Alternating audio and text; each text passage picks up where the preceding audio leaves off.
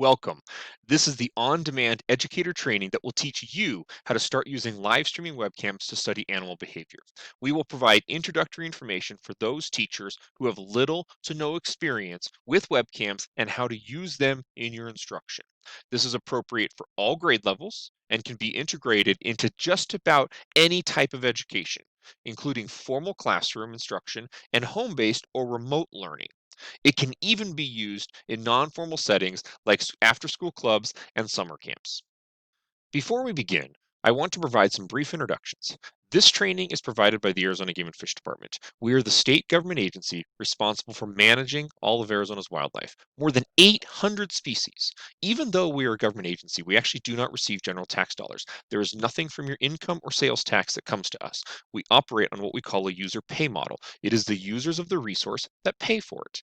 In this case, that is mostly provided through hunting and fishing licenses and equipment purchases. When you buy a hunting license, for example, that money comes back to the Department for the Management of Wildlife. Money for this training program comes from the Heritage Fund, which is a voter approved initiative to use a small amount of the proceeds from the Arizona Lottery to fund wildlife conservation and education. My name is Eric Proctor, and I'm the Wildlife Education Coordinator for the Arizona Game and Fish Department. I oversee our Focus Wild Arizona program, which provides lessons, resources, and trainings to help educators bring wildlife issues and concepts to all of Arizona students. I encourage you to check out the link shown to find more information on our Focus Wild Arizona education program. Now, I want you to reflect on your own experience. I have a question that I want you to think about and answer in the field below. Have you ever taken kids on a field trip to the zoo? I'm not talking about a family visit. I'm talking about a real field trip where there was an academic purpose. If so, what types of activities did you do?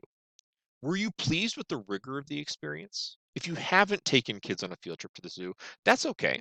Maybe think about some of the things you might have them do if you were to go on a field trip. How could you make the field trip meaningful? Take some time to reflect and write your response below. I'll see you in a bit.